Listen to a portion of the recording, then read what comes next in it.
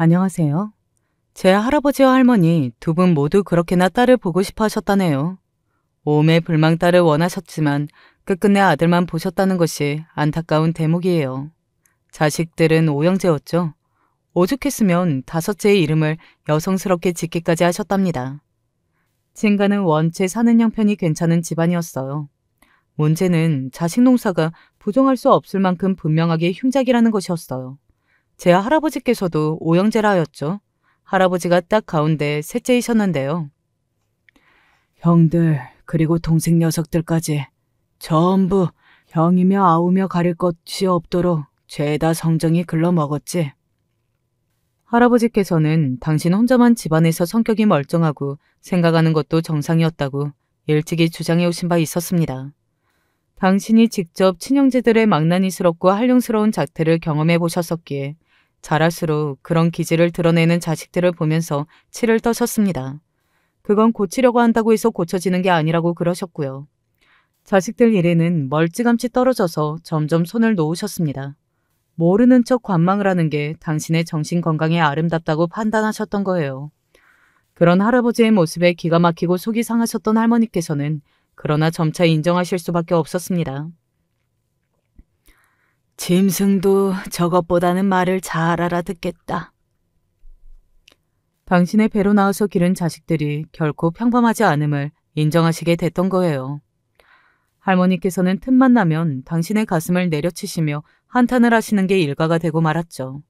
자식들이 어쩜 하나같이 커갈수록 통제불능의 구제불능이 되어가는지 온갖 사고라 사고는 다 치고 다니는 자식들 때문에 할머니께서는 동네 사람들 보기가 창피하고 민망해서 집 밖을 나가는 게 걱정이실 정도가 되었습니다. 하지만 사람이 죽으라는 법은 없는 법이었습니다. 골칫덩어리로 자라난 오형제였으나 딱 한 명 말이 통하는 자식이 있었기 때문입니다.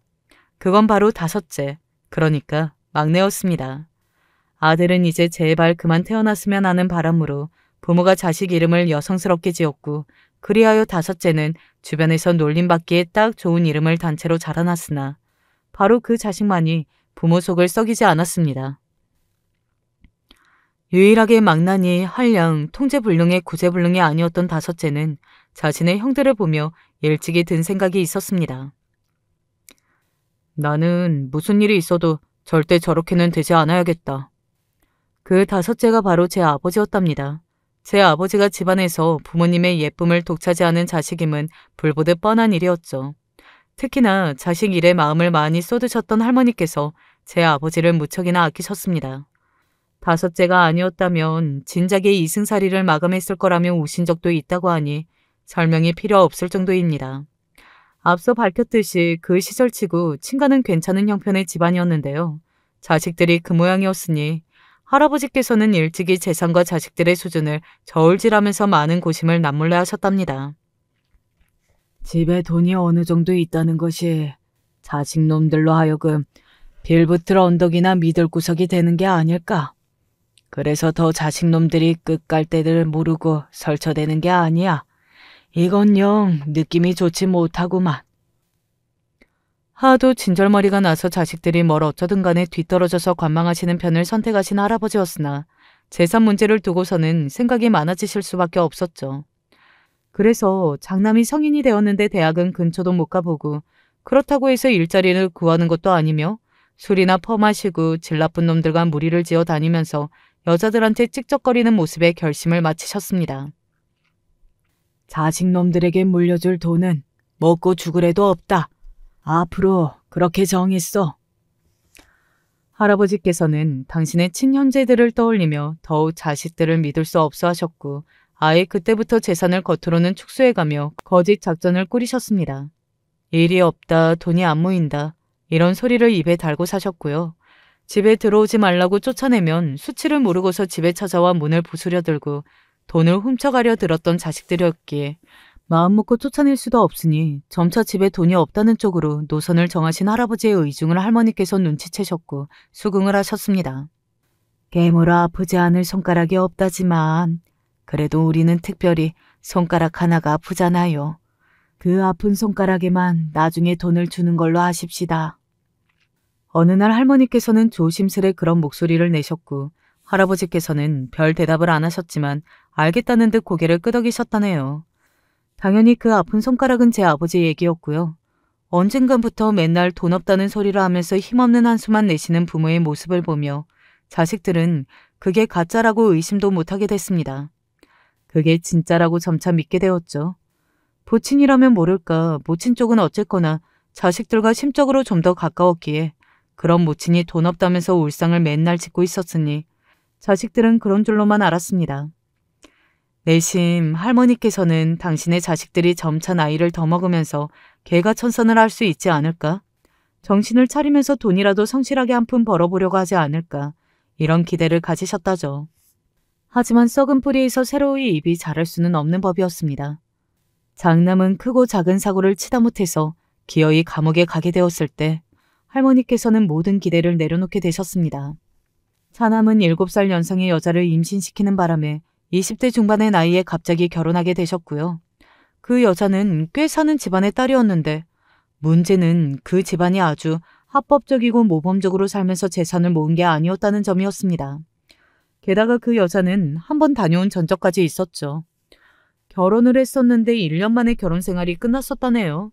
이혼은 아니었고 사별이었습니다. 배우자가 하루아침에 뺑소니 교통사고로 명을 달리했었다네요. 그 여자의 집안이 왠지 심상치 않았고 무서웠는데 석연치도 않은 사별 전적까지 있었다고 하니 할머니께서는 도저히 이 결혼을 받아들이실 수가 없었습니다. 그렇다고 해서 여자를 임신을 했다고 그러는 마당에 결혼을 막으실 수도 없었죠. 할아버지께서는 냅도라는 2글자만 내뱉으셨고 그건 할머니의 속을 더 뒤집어 놓았습니다. 차남은 꽤 부유한 집안의 대릴 사이로 들어가게 되었다면서 위풍당당한 모습으로 장가를 갔었죠. 그리고 5년 뒤에 이혼을 당했으며 이듬해에는 감옥에 갔습니다. 이혼을 당했던 사유는 태어난 아기가 너무 이상하리 마치 아빠 쪽을 하나도 안 닮았으며 엄마 쪽도 애매하게 닮았을 뿐이라는 걸 차남이 수상하게 여겼기 때문이었죠. 왜냐면 부모가 둘 다 쌍꺼풀이 있고 피부도 하얀데 아기는 쌍꺼풀도 없었고 피부도 썩 하얗지 못했거든요. 아기가 자라면서 걸음마를 떼고 말을 하기 시작하자 차남은 더욱더 자신이 아기의 친부가 아니라는 걸 확신하게 되었습니다. 확신을 가지고 자기 아내와 처갓집에 따졌다가 본전도 못 건졌고요. 무서운 처가에서 작정하고 공격을 해오니까 당해낼 재간이 없었고 이혼이라는 결말도 되게 억울한 모양새로 맞이해야 했습니다. 결혼 생활이 그런 식으로 끝나버린 뒤 차남은 방황을 했었죠. 하지만 결코 감옥에 갈 만큼 정신머리가 썩어 있었던 상태는 아니었다고 주장을 하였습니다. 요컨대 전부인과 전 처갓집에서 자신에게 함정을 파놓고 유도를 한 것이며 거기에 잘못 걸려들어서 감옥까지 가게 되었다는 이야기였어요. 그 이야기를 할머니께서는 감옥에 면회를 가셨다가 들었습니다. 당신의 자식이 거짓말하고 있는 거라고는 생각하지 않으셨습니다만 앞으로 면회는 안 와야겠다고 다짐하셨다네요. 그리고 이사를 가셨습니다. 오랜 세월 살았던 정든 동네였고 집이었으나 자식이 2놈이나 감옥을 갔는데 사정을 다 아는 이웃들에게 둘러싸여서 사는 것이 힘들었기 때문입니다.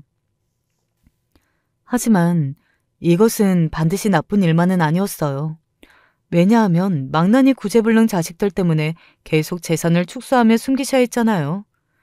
그래서 이사를 확정지은 동네의 작은 빌라로 들어가셨지만 그때 그 바로 옆 동네의 아파트를 구입을 하셨습니다. 그러니까 작은 빌라에서 월세로 거주를 하셨으며 구입을 하신 아파트는 다른 사람에게 세를 내놓으셨던 것입니다. 그리고 얼마 지나지 않아서 그쪽 동네가 미친 수준으로 집값이 뛰었습니다. 그러자 그 아파트를 아예 팔지 않겠느냐는 문의도 종종 들어왔고 할아버지께서는 고심 끝에 그 아파트를 비싼 값에 파셨고요. 거주하시던 작은 빌라는 그때 아예 사들이셨죠. 그 빌라의 값은 별로 오르지도 않았었거든요. 그리고 또 다른 동네의 아담한 아파트를 구입하셨습니다. 그리 오래 지나지 않았을 때 그 아담한 아파트의 가격이 무섭게 치솟았고요. 그렇게 부동산으로도 아주 재미를 보셨죠. 할머니께서는 이 과정을 지켜보고 몸소 겪으시며 돈이 불어나는 원리를 머릿속에 다 담아두셨어요. 또한 할아버지처럼 대범한 투자와 동물적인 판단 감각이 아주 중요하다는 것도 기억해 두셨고요. 부모는 자식의 거울이라고 하던데 꼭 들어맞지 않은 경우가 있나 봅니다. 장남과 차남이 그리 되었건만 삼남은 조금 다른 양상으로 불효를 저질렀죠. 계기는 모르겠으나 어느 날 갑자기 수상할 정도로 이상한 겉멋이 들어서 외국에 나가 살겠다는 소리를 해댔죠. 외국에 나가서 돈을 버는 것에 얽매이지 않고 자연을 벗삼아 자유롭게 살 수 있노라 주장했습니다.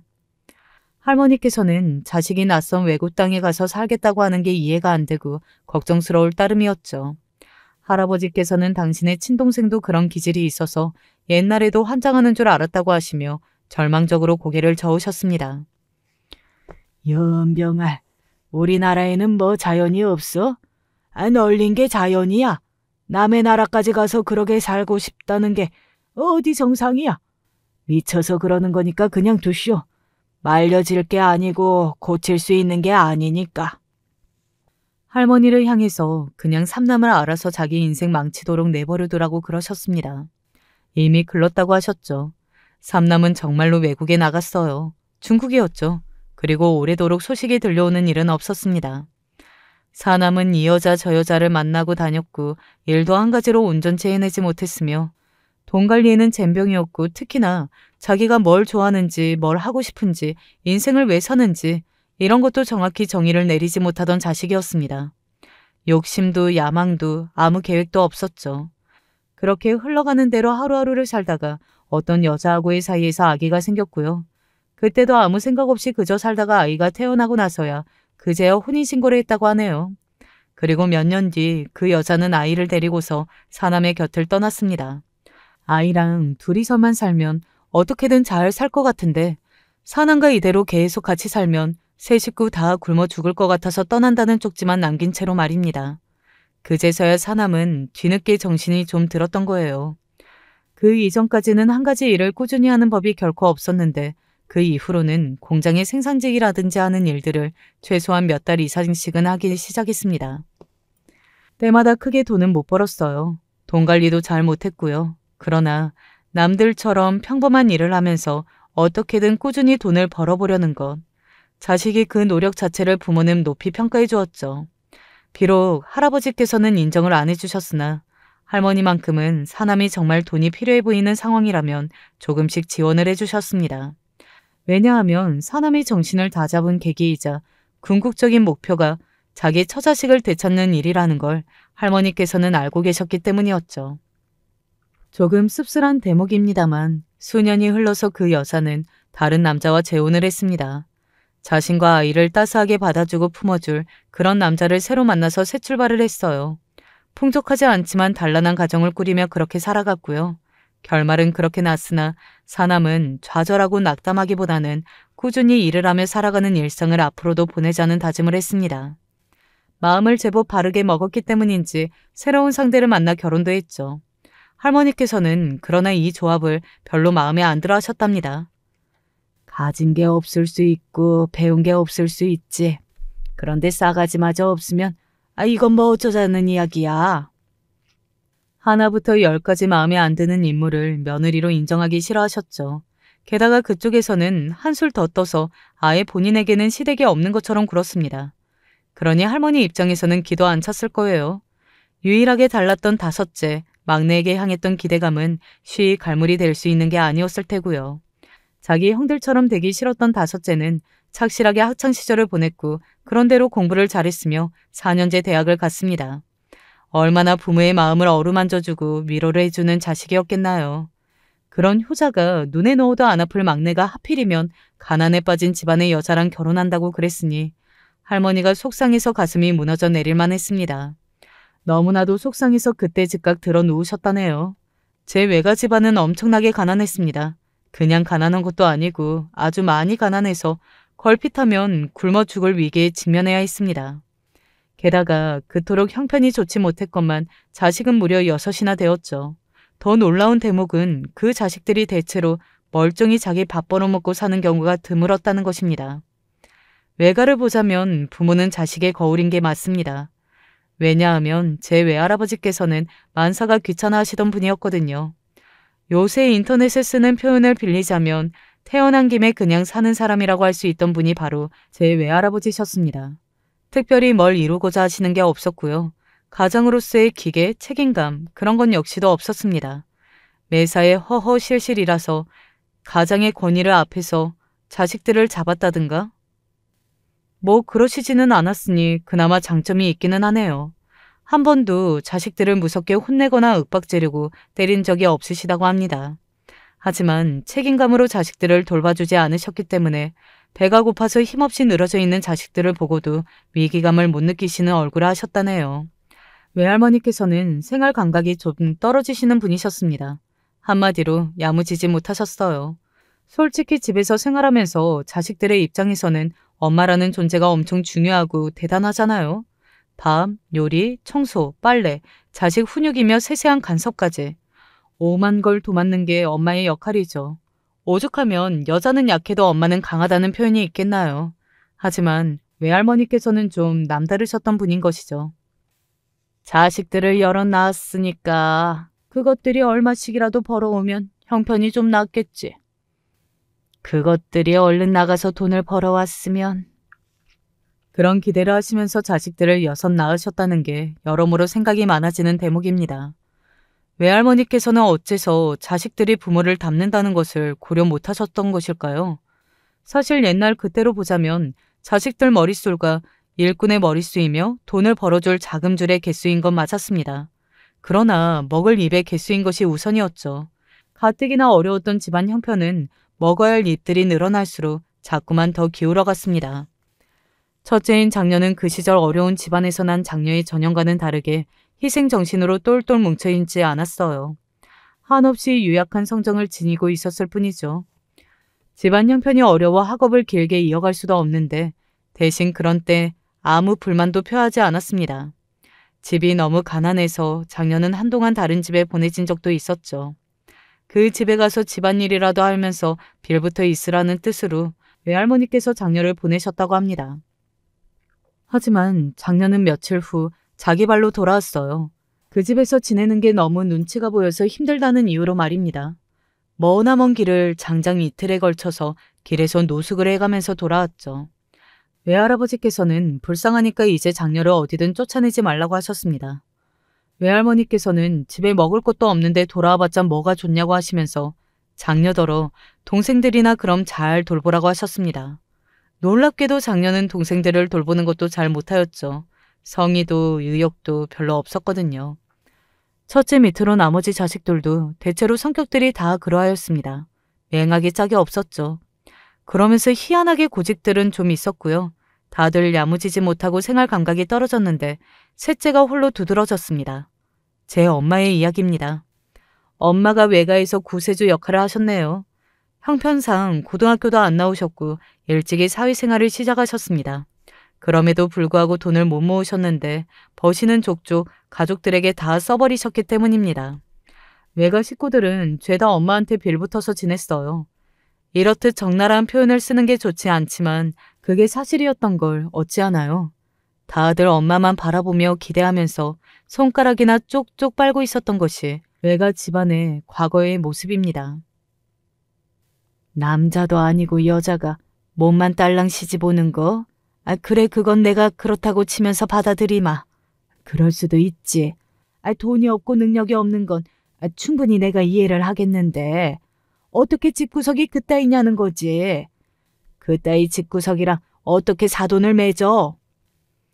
할머니께서는 유일하게 멀쩡한 자식이 고작 그런 집안의 사이가 되도록 내버려둘 수 없다고 하셨습니다. 아버지의 짝으로 엄마를 허락하실 수 없다는 반대의 뜻을 처음부터 강경하게 밝히셨었죠. 다른 자식이라면 모를까 아버지만은 절대로 겨우 이런 결혼을 하게 될 수 없다는 게 할머니의 뜻이었어요. 그래서 엄마는 당시 아버지하고 결혼을 못하겠구나 싶어서 울적하셨다고 합니다. 우리 집안이 가난하고 어려울지언정 그래도 살기 팍팍할지언정 부끄럽지는 않았었고 내 인생에서 우리 집안이 짐이고 걸림돌이라는 생각은 해본 적이 없었는데 그래서 번 돈을 다 줘도 아깝지가 않았었는데 지금만큼은 내 발목을 잡는 것 같아서 원망스럽구나. 그때부터 엄마가 외가에 무조건 퍼주기만 하며 살아오셨던 지난날을 돌아보게 되셨고 앞으로는 달라져야겠다는 생각도 하게 되셨던 거예요. 부모님이 결국에 부부의 연을 맺을 수 있었던 건 공교로운 일이지만 그 무렵에 할아버지께서 편찮으셨기 때문입니다. 그때 처음으로 건강 문제를 크게 겪으셨죠. 그런 상황을 겪고 나니 다섯째 막내를 얼른 장가 보내는 것도 괜찮은 일이라는 생각을 할머니께서 하게 되셨습니다. 그리고 엄마가 6남매이신데 2남 4녀였거든요. 할머니께서는 딸을 끝내 얻지 못하셨던 것에 아쉬움이 많은 분이셨죠. 혼자서 성격 좋고 정신머리가 멀쩡한 자식, 다섯째의 이름을 여성스럽게 지었기 때문에 그게 효과가 발휘해서 자기 형들처럼 망나니가 되지 않을 걸 수도 있다는 추측 또한 하고 계셨습니다. 요컨대 만약에 딸을 낳으셨다면 그 자식은 무조건 착한 효녀였을 거라고 보셨어요. 자식 낳는 것도 집안 내력 아니겠지. 왠지 딸을 잘 낳아줄 것만 같은데. 엄마가 왠지 딸을 잘 낳게 생긴 것 같다고 느끼셨을 때부터 어쩌면 할머니의 마음은 열린 것일지도 모릅니다. 게다가 보면 볼수록 엄마의 눈빛은 또렷했고 힘이 있었죠. 워낙 흐리멍텅한 눈빛을 당신의 자식들을 통해서 많이 봐오셨던 할머니의 마음은 엄마의 올곧은 눈빛에 이끌리고 말았습니다. 그렇게 결국 결혼하고 나서 친정이는 발길을 끊으라는 요구 한 가지와 함께 할머니께서는 엄마를 며느리로 받아주셨습니다. 결혼 문제에 있어서 엄마가 당시 외가 식구들하고 긴밀히 상의를 하지 않았었다고 하셨어요. 그래서 그런지 결혼 소식에 외가에서 깜짝 놀랐었고 친가에 돈이 많다는 것까지는 몰랐기 때문에 크게 아쉬워하지는 않았다는 후문입니다. 대신에 돈을 벌어다주는 집안의 기둥이 뽑혀나갔다면서 그 점을 슬퍼했다더군요. 그 모습에 엄마는 다시 한번 당신의 지난날을 씁쓸하게 회상하시게 되었으며 앞으로는 당신이 꾸려갈 가정을 위해서만 살겠다고 결심하셨습니다. 속상한 것들을 겉으로 다 표출하고 사셨던 할머니이셨으나 그에 반해서 겉으로는 별 신경 안 쓰는 척하고 사셨지만 속으로는 그렇지 못하셨던 것인지 건강이 크게 상해버리셨던 할아버지셨죠. 분명히 자식들 문제 때문에 그렇게 되신 걸 거라고 할머니께서는 생각하고 계셨습니다. 그래서 엄마는 유독 두 분께 마음을 다해서 잘하려고 노력하는 며느리가 되셨다고 해요. 부모가 번듯해도 자식들이 엇나가는 경우가 있는 거구나. 외가와 어찌 보면 비슷한 것 같으면서도 정반대인 친가의 모습에 엄마는 마음이 자꾸 쓰이셨던 것이죠. 그리고 엄마는 결혼 1년 만에 딸을 낳아서 모두를 미소 짓게 만드셨습니다. 태어난 딸이 바로 저였고요. 부모님의 결혼부터 약 7년 정도가 모두에게 최고로 행복했던 나날이었을 거예요. 비록 엄마가 저를 낳으시고 3년 만에 다시 임신을 하셨다가 잘못돼서 유산을 겪으신 이후에는 몸까지 안 좋아지셨기 때문에 영영 둘째를 낳는 건 어려워지셨으나 제가 무럭무럭 건강하게 크고 있었으니까요. 아버지를 포함한 모두가 있는 자식 하나만 잘 키우고 살아도 괜찮다고 말을 했기 때문에 엄마도 금세 마음을 추스를 수 있었다고 합니다. 엄마가 그때 유산을 하셨던 건 유독 두 번째 임신에서는 초기부터 컨디션이 오락가락했던 마당에 당신의 친정일로 극심한 스트레스를 받으셨기 때문이라는 추측이 좀 있었죠. 듣기만 해도 고개가 절레절레 흔들어지고 입에서는 깊은 한숨이 나오는 그런 황당하고 한심스러운 일들이 그때 외가 집안에서 연달아 있었거든요. 심성이 부드러웠던 아버지는 차마 당신의 처가를 대놓고 욕하지는 않으셨으나 할머니께서는 달랐습니다. 당신의 사돈 집안을 씨를 말려버리는 게 세상에 이로울 쓸모없는 족속들이라고 종종 욕을 하셨다는데요. 그런 욕을 하시고 나면 꼭 마무리는 당신의 문제 많은 자식들을 떠올리며 두통을 앓는 수순이었답니다. 할아버지께서 편찮으신 지 벌써 수년째였으나 결혼해서 바로 옆 지역에 살며 자주 왕래를 하는 다섯째를 제외하면 나머지 네 자식들 모두 돈 10원 한 장을 집에 안 갖다 주면서 누구 하나 부친의 안부를 묻고 걱정하는 경우가 없었습니다. 이에 할머니께서 아주 치를 떨고 계셨는데 그런 지경을 넘어서 아이 자식들을 등지고 피눈물로 끊어버리는 사건이 일어나고 맙니다. 자연을 벗삼아 산다느니 어쩐다느니 하면서 독특한 이상론을 펼쳤던 삼남이 돌아온 것이었어요. 원놈의 외국 생활을 어떻게 했는지는 몰라도 구질구질하게 짝이 없던 모습이었다고 할머니께서 회상을 하셨죠. 한국으로 돌아온 삼남은 도무지 적응을 하지 못하였고 그런 와중에 겉멋은 또 이상하게 들어가지고 경기도 끄트머리에 있는 어느 한적한 동네의 전원주택 생활을 꿈꿨어요. 그런데 돈이 있고 능력이 돼야 말이죠. 그게 안 되니까 돈을 빌렸습니다. 이상적인 전원 생활을 하려고 고금리를 감당해가며 업자한테 돈을 빌리는 멍청이가 있을까요? 애석하게도 삼남이 그랬습니다. 그리고 얼마 지나지 않아 돈 갚으라며 야구방망이를 손에 든 남자들을 마주해야 했고 정신이 번쩍 든 삼남이 구조 요청을 해댔습니다. 어디에 있겠나요? 빌붙을 구석은 가족뿐이었죠. 다른 형제들은 죄다 자기 코가 석자였으므로 다섯째 막내에게 삼남이 호소를 했던 것입니다. 상황을 아신 아버지는 기가 막혀 하셨고 솔직히 도와주고 싶지 않아 하셨죠. 그러나 가족들을 다 먹여 살리며 희생해왔던 전적이 있으셨던 엄마가 한 번은 도와줘야 한다는 생각을 하고 마셨던 거예요. 그게 상상도 못한 결과를 불러올 줄은 아무도 몰랐죠. 돈도 없고 쫓기느라 갈 데도 없고 지금 무서우니까 당장 와달라는 그런 삼남의 연락을 어느 날 받게 되었을 때 부모님은 같이 길을 떠나셨습니다. 저는 그날 아침에 이웃집에 가 있었고요. 이웃집에 제 또래의 자매가 있었거든요. 부모님은 저를 향해서 재미있게 놀고 있으라며 손을 흔들어 주셨고 그게 제가 본 두 분의 마지막 웃는 모습이자 두 분이 함께한 마지막 모습이었습니다. 두 분은 그날 교통사고를 당하셨거든요. 저는 할머니의 울부짖던 그 소리를 영영 잊을 수가 없습니다. 그 통곡의 현장이 어린 마음에 저는 너무 무서워서 훌쩍이고만 있었네요. 엄마는 사흘간 병원에서 힘든 사투를 벌이시다 떠나셨습니다. 그리고 병원에서 좀 더 버티며 애를 쓰셨던 아버지는 엄마가 떠나신 날로부터 딱 한 달 뒤에 하늘로 떠나셨고요. 저는 부모님을 앞으로 영원히 볼 수 없다는 사실이 피부로 와닿을 때마다 무서웠습니다. 아직 저는 이렇게 어린데 부모님 없이 어떻게 살아가야 할지 막막하기만 하였어요. 부모님과 영원한 작별을 할 준비가 전혀 되어 있지 않았던 저는 멍하니 정신이 나가 있었습니다. 제 생일날에 엄마가 직접 만들어주셨던 자그마한 손민형을 손에 꼭 쥐고서 넋이 나가 있었고 그런 저를 어른들은 모두 안쓰럽게 바라보며 혀를 끌끌 찼습니다. 이 집은 다섯째만 멀쩡했잖아. 그런데 어째 이렇게 가나? 저렇게 어린 자식을 두고 떠나려니 얼마나 원통했을까.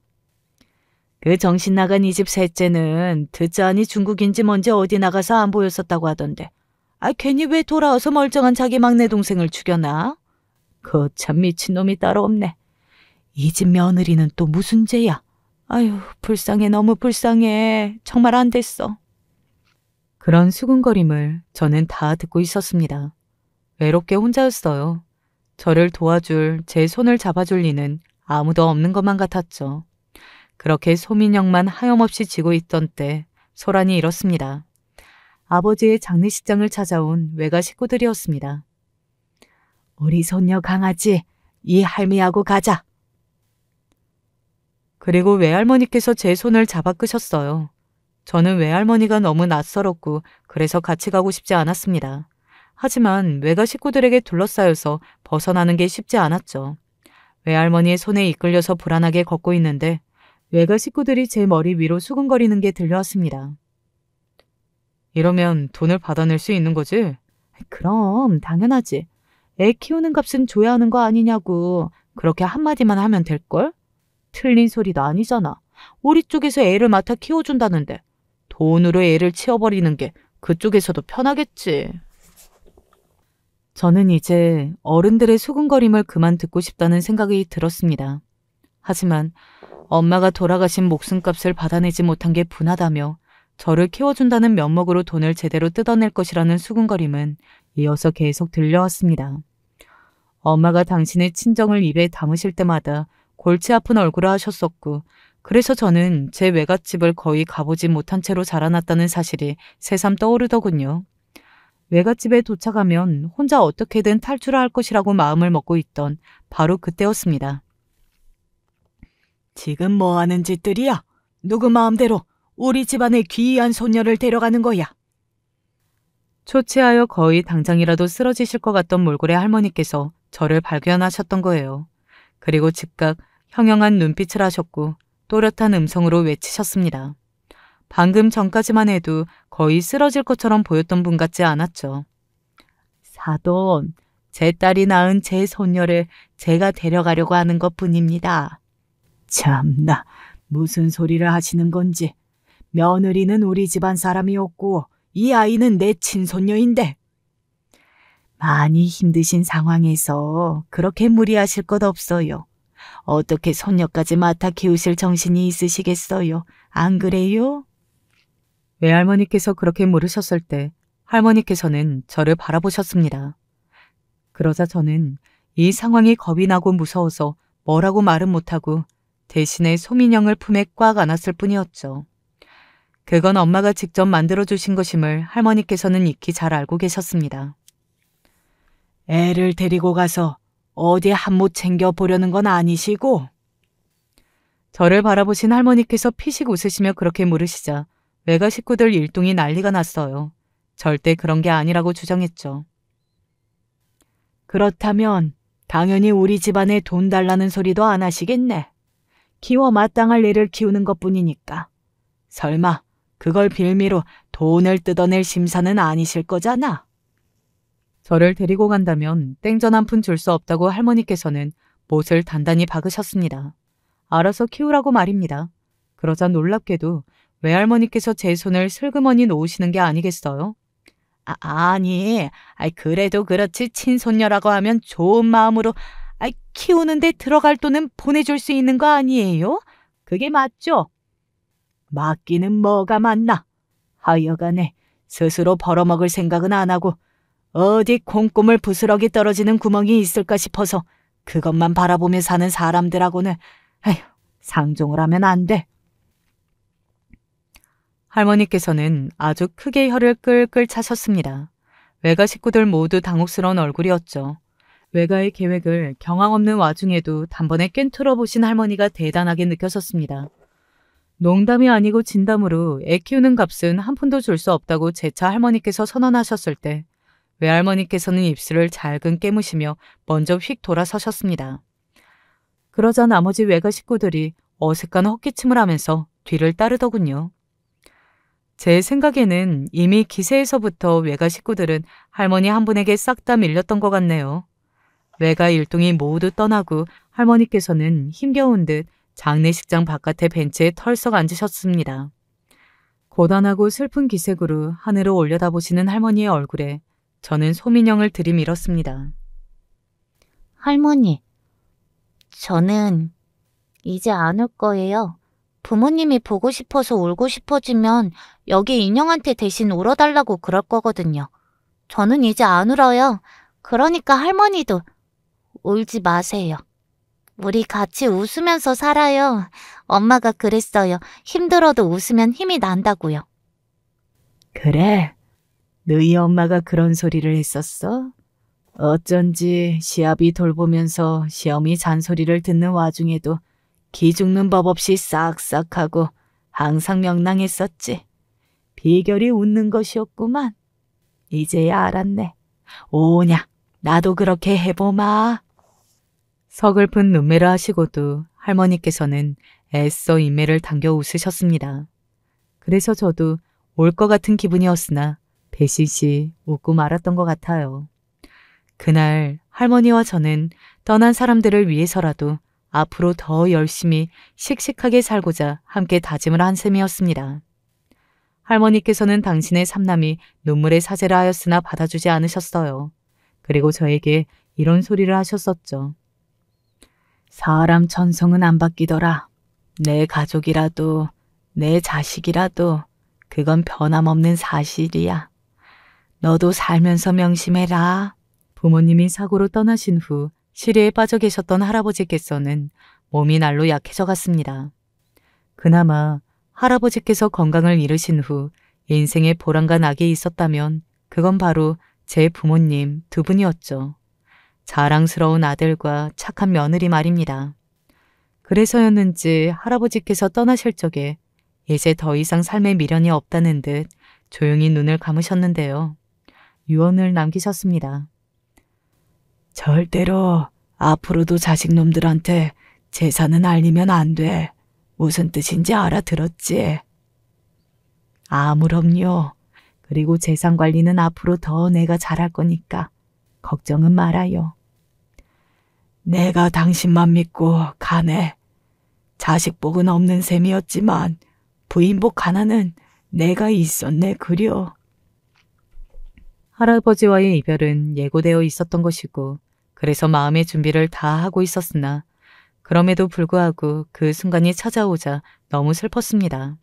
할머니께서는 이런 순간에 당신이 혼자가 아니고 제가 곁에 있어서 다행이고 고맙다고 해주셨어요. 저야말로 감사한 마음이었죠. 할머니가 아니었다면 저는 세상에 너무 외롭게 남겨졌을 테니까요. 할아버지께서 돌아가신 후 자식들이 어떻게 나오는지 그 행동을 할머니께서는 지켜보고자 하셨었죠. 하지만 역시나 모두가 할머니를 실망시키고 말았습니다. 천성이란 그런 것이라는 걸. 할머니께서는 재차 깨달으셨고 그때부터는 완전히 냉랭해지셨습니다. 당신의 인생에서 자식들이 있기는 있되 전혀 상관하지 않는 존재로 여기셨고요. 저를 돌보는 것에만 신경을 다 쓰셨죠. 그리고 제가 성인이 되어 대학을 간 뒤에도 마음을 편히 내려놓고 잔잔한 노후를 즐기시면서 그렇게 일상을 나섰었습니다. 대학을 집에서 거리가 꽤 먼 곳으로 가는 바람에 그때부터 저는 자취생활을 했었죠. 그리고 취업도 그쪽으로 했습니다. 사회생활이 결코 만만치 않았고 꼬박 돈을 벌러 다니는 일이 정말 힘든 것이라는 걸 깨달았어요. 하지만 남들도 다 이러고 사는데 제가 힘들다고 주저앉을 수는 없었죠. 무너질 때마다 다시 정신을 다잡고 일어섰습니다. 진짜 독하게 하루하루를 살기 시작했었죠. 그래서 저는 입사 3년 만에 아주 좋은 조건으로 스카우트 제의가 들어와서 성공적인 이직을 해냈어요. 주변에서 많은 축하를 받았었고 놀라움과 선망이 섞인 시선들도 여럿이었습니다. 제 인생을 스스로 개척해 나가는 과정의 중심에 있는 게 느껴져서 정말 보람되더라고요. 그렇게 살다 보니까 좋은 조건을 지닌 남자들을 저에게 소개시켜주겠다는 사람들도 종종 있었는데요. 어쩌다 보니 제가 의사하고 만나게 되었습니다. 당시 대학병원에서 열심히 단계를 밟아가고 있던 사람이었죠. 피곤한 얼굴로 저를 소개받는 자리에 나왔던 그 사람은 저와 대화를 할수록 얼굴이 밝아졌어요. 처음엔 시큰둥했으나 점점 대화에 집중하게 되었던 저 역시도 마찬가지였죠. 별로 기대하지 않고 나간 자리였건만 이상하게 상대와 잘 통하더라고요. 3번을 따로 만나보고 나서 정식 교제를 시작했습니다. 이제 어느새 저도 결혼 정년기였고 가벼운 만남보다는 결혼을 전제로 진지하게 만나게 됐어요. 그 사람은 빨리 결혼을 해서 안정을 찾고 싶어하는 마음이 있었습니다. 병원 일이 너무 힘들고 바쁘다 보니까 결혼 문제를 얼른 해결하고 싶었던 것도 같아요. 서로가 피곤하고 지칠 때 잠깐 시간을 내서 얼굴을 봐도 짜증을 내기는커녕 서로 위안이 되었고 별 대화를 하지 않아도 함께 있는 것이 편안하다는 걸 알았을 때 저도 그 사람도 결혼을 결심했습니다. 진지하게 결혼에 관한 대화를 나누었고 서로 많은 부분에서 뜻이 통한다는 것도 알게 됐죠. 저는 가장 먼저 당연히 할머니께 결혼 이야기를 드렸습니다. 뭐? 네가 시집을 간다고? 벌써? 할머니, 제가 지금 나이가 몇인데요. 저랑 친한 대학 동기 3명, 할머니도 아시죠? 한 명은 재작년에, 한 명은 작년에, 그리고 또 한 명은 올 봄에 갔잖아요. 제 나이가 벌써 그렇게 된 거예요, 할머니. 그래, 벌써 세월이 그렇게나 흘렀어. 하기사, 나를 봐라. 곧 내일 당장 죽어도 이상하지 않을 만큼 복싹 늙었지. 에이, 무슨 말씀이세요? 20년은 거뜬히 더 사셔야죠. 아이고야, 20년 더 살아서 텔레비전 뉴스에 나올 일 있니? 내가 요새 무릎도 그렇지만 아휴, 발목도 아프고 그래서 암만 해도 느낌이 그렇게 오래 살 일은 결코 없을 것 같구나. 100년은 좋기 정정하실 것만 같았던 할머니였는데 기세가 대단했던 모습만 내리에 강렬하게 박혀 있었던 저였기에 어느새 약해지신 모습을 보니까 가슴이 아프더군요. 지난 세월 저를 키우시느라 힘들고 고생이 많으셨을 텐데 그런 내색 안 하시고 묵묵하기만 하셨던 분이라 죄송스러웠네요. 결혼 잘해서 잘 사는 모습으로 효도해야겠다 싶었어요. 할머니께서 그때 컨디션도 안 좋고 다리가 아프다고 하셔서 상견례 위치를 할머니 댁과 가까운 곳으로 잡았습니다. 마침 예비 시댁의 집안도 그 옆 지역이었기 때문에 조율엔 어려움이 없었죠. 고풍스러운 한정식 집에서 모였고 저는 당연히 할머니와 둘이었으며 상대 측은 예비 시부모님과 시누이, 남편 조합으로 넷이었습니다. 이런저런 상투적인 대화가 흘러가고 있었는데요. 저는 처음부터 느꼈던 게 예비 시어머니 되시는 분의 표정이 좋지 않았다는 것이었어요. 뭔가 불만이 있는 것처럼 저와 할머니를 번갈아 쳐다보시더군요. 그리고 예비 시누이와 둘이서 빠르게 속닥거리는 장면도 제가 보았고요. 느낌이 안 좋았는데 아니나 다를까 예비 시어머니께서 기어이 코웃음을 크게 치셨습니다. 할머니 손에서 자라는 줄은 몰랐네요. 네? 아, 네. 할머니께서 저를 키워주셨어요. 부모님이 일찍 돌아가셨어요. 혹시 모르고 계셨나요? 아까 집에서 출발할 때 알았어요. 그때 들었거든요.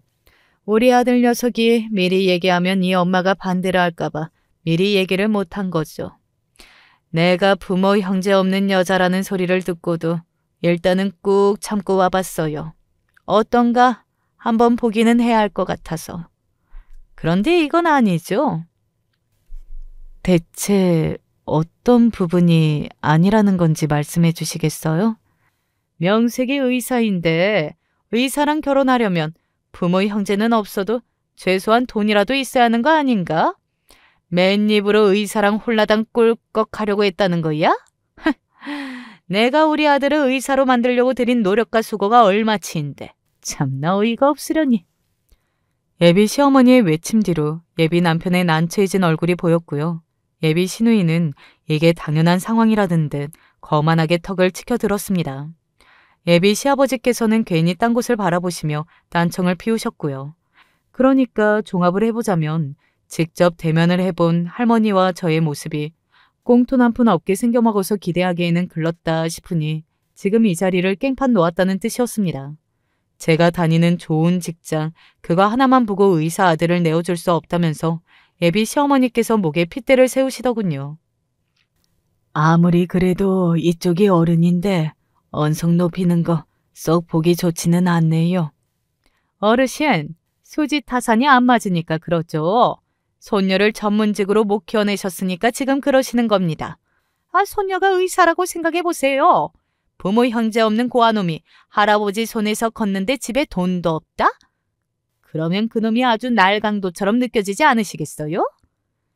아, 그러니까 지금 이 노인네가 돈 나올 구석도 없는 게 뻔한데 언강생심 의사를 손주 사위로 받으려는 게 용납이 안 되시겠다.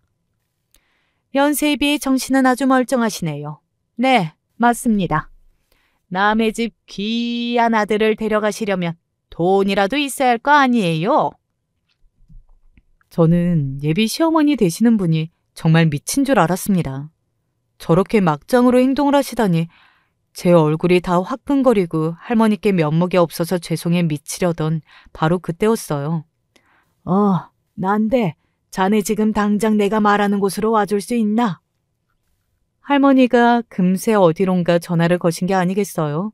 간단하게 통화를 하시고서는 아주 평온한 표정으로 맞은편을 바라보셨죠. 이왕 음식이 다 나와 있으니 그만 침 튀기고 식사나 하자고 그러셨습니다. 예비 시어머니께서는 어이가 없다며 고개를 흔드셨고 그때부터 예비 남편의 변명이 시작되었어요.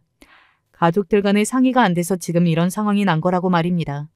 그러자 예비 시누이가 발끈하면서 그럼 이 결혼을 하겠다는 거냐? 이기적이다. 가족들 생각도 해라. 아주 난리를 치더군요. 집안에 의사가 났으니 그걸로 한몫 결혼 장사를 벌여야 하건만 왜 비협조적으로 나오냐는 것이었습니다. 근데 그 말을 듣고서 예비 남편이 반박은 못하고 어물쩡 수그러드는 게 아니겠어요. 그 모습에 실망을 하고 있는데 식당 안으로 누군가 다급하게 들어왔어요. 적당히 풍채가 좋고 정갈하게 빼입으신 그분은 바로 그 지역에 있는 은행의 지점장이셨습니다. 여사님, 어쩐 일로 이렇게 따로 부르셨어요? 그리고 아주 친절한 미소를 지으며 할머니 곁으로 오셨고요. 저와도 안면이 있으신 분이라 저를 발견하시고는 반갑게 인사를 해오셨습니다. 예비 남편이 작게 누구냐고 저에게 물어보기에 저는 은행 지점장님이라고 알려드렸고요. 상황을 파악하신 그분이 각 잡힌 자세로 명함을 예비 시부모님께 내밀었습니다. 그리고 고객 자산은 기밀이라 함부로 발설할 수 없으나 할머니께서의 해당 지점의 가장 큰 고객이며 그래서 혹시라도 직접 방문하시는 일이 있으면 무조건 VIP 공간으로 즉각 모신다고 말씀해 주셨어요. 참고로 그 은행은 식당에서 바로 근처에 있는 곳이었습니다. 예비 사돈들을 향해 재산을 자랑해야 해서 할머니께서 부르신 거라고 지점장님은 착각을 하셨고 성의를 다해 말씀을 해주신 것이었으나 말씀이 이어질 때마다 예비 시어머니의 얼굴이 창백해져 가고 있었습니다. 그만하면 됐네. 바로 근처다 보니까 혹시나 시간이 될까 싶어서 연락을 해본 것인데 금방 이렇게 와줘서 고맙구만. 얼른 일 보러 가시게. 노인네 때문에 걸음하게 해서 미안하네. 무슨 말씀이십니까? 여사님이 부르시면 땅끝 마을이라도 제가 당장 가야죠. 해당 지점을 먹여 살려온 큰손, 그게 바로 할머니셨고 지정장님은 끝까지 예의 바른 모습으로 인사를 남기곤 사라지셨습니다. 그러자 제가 할머니께 말씀드렸죠. 할머니, 그럼 저희도 이만 가볼까요? 그럴까? 나도 마침 그러자고 할 참이었는데 역시 우리 손녀 나하고 손발이 척척 맞는구만. 나가서 맛있는 거나 새로 먹자꾸나. 한우도 좋지. 그럼 제가 사드릴게요. 맨날 할머니가 사주시잖아요. 어차피 내 돈이 네 돈인 것을 다 너한테 갈 재산이니 굳이 따질 것도 없어. 자, 얼른 가자. 제가 할머니를 부축해드리며 자리에서 일어난 순간 맞은편에서도 일제히 일어났습니다. 그리고 그때부터 눈물의 생쇼가 시작되었죠. 제가 요새 몸이 워낙 안 좋아서요. 그래서 오늘 이렇게 커다란 실수를 하고 말았네요. 한 번만 너그럽게 봐주시면 다시는 이런 일 없도록 하겠습니다. 네, 맞아요. 저희 엄마가 최근 들어서 컨디션이 좀 안 좋으셨어요. 제가 무리하게 상견례 날짜를 일찍 잡은 게 잘못입니다. 전부 제 탓이에요. 그리고 제 잘못은 앞으로 결혼해서 예쁘게 잘 사는 모습으로 갚아나가겠습니다. 이제는 화도 안 나고 그냥 피식 웃음만 나더군요. 제 마음속에서 이미 애정과 기대가 다 사라졌기 때문이었죠. 저는 미련도 없이 고개를 흔들었고 할머니께서는 그들을 향해 딱 한마디 남기셨어요. 버스 떠났수다. 이미 소용없다는 명쾌한 말씀이었네요. 네 사람의 절망에 빠진 표정을 보는 것을 끝으로 그곳을 나왔어요. 날씨가 참 맑고 쾌청하더군요. 한우 맛도 좋았고요. 그 뒤로는 굳이 결혼 조바심 안 내면서 편안한 마음으로 지냈답니다. 할머니께서는 당신이 건강해야 제가 결혼하고 아이 낳는 것까지 다 보시겠다면서 그때부터 관리에 들어가셨고요. 절대로 의도한 것은 아니지만 저는 그 후로 좋은 사람을 다시 만났는데 의사였답니다.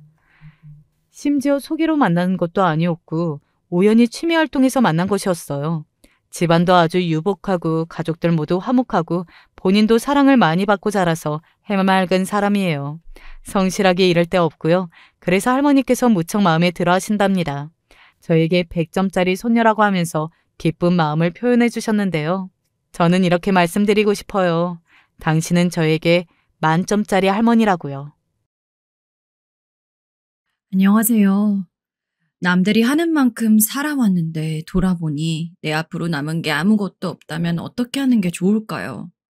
똑같이 고생할 만큼 하고 노력도 했는데 왜 저만 이렇게 힘든 건지 모르겠습니다. 어디서부터 잘못된 건지 잘 판단이 안 서는데 제 이야기 좀 들어주실 수 있을까요?